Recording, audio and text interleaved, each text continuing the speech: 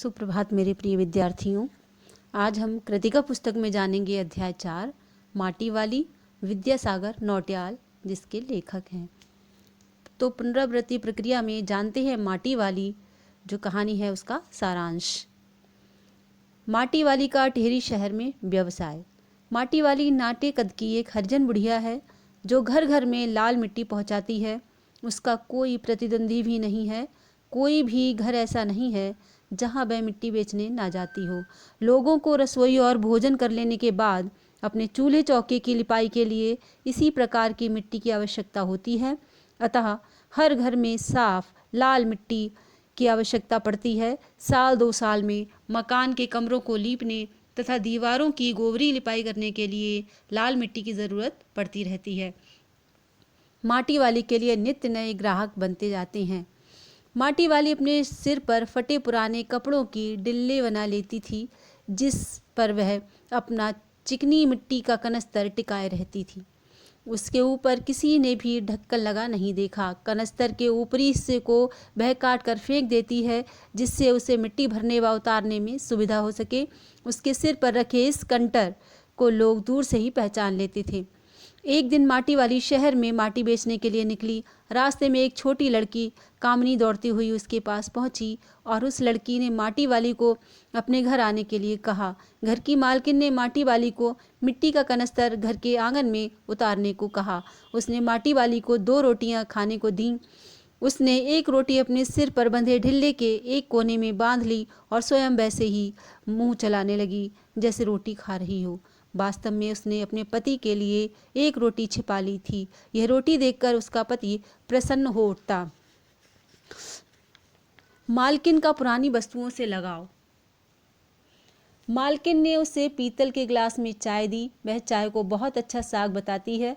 माटी वाली ने कहा कि ये पीतल के गिलास तुम ही ने संभाल कर रखे हैं, वरना अब ये कहाँ दिखते हैं घरों में। मालकिन ने कहा कि ये हमारे पुरखों की गाढ़ी कमाई की निशानी है।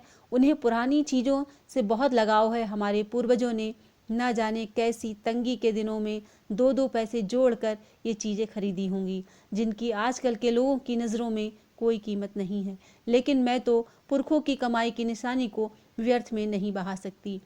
ठकुराइन के घर से प्रस्थान करने के पश्चात बुढ़िया को अगले घर में मिट्टी के लिए आने को आदेश हो गया था। साथ ही उसे वहाँ भी 2 रोटियां मिल गईं। उसने उन रोटियों को गठरी में बांध लिया। बूढ़े की खुशी के लिए उसने इस सामाजिकता की उपेक्षा करते हुए भी रोटियां रख लीं। इस प्रकार आज बुढ़िया के पास कुल मिलाकर 3 रोटियां जमा हो गई थीं। अब वह घर की ओर निकल गई। माटी वाली का गांव शहर से बहुत दूर है। तेज चलने पर भी घर पहुंचने में उसे 1 घंटा लग जाता है। वह प्रतिदिन अपने घर से सुबह जल्दी ही निकल जाती है और पूरा दिन माटा खान में मिट्टी खोदती रहती है और विभिन्न घरों में उसे पहुंचाती है।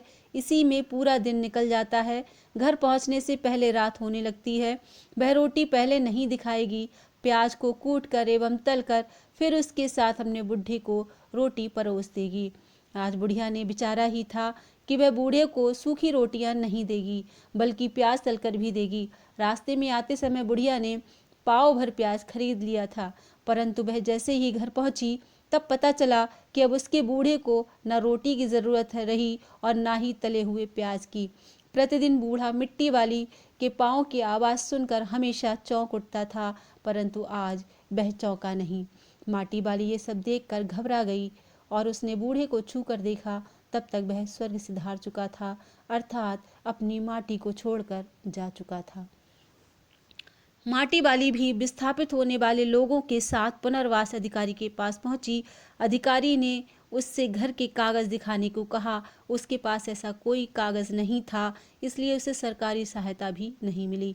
माटी वाली को चिंता हुई कि बांध बनने के बाद वह क्या खाएगी।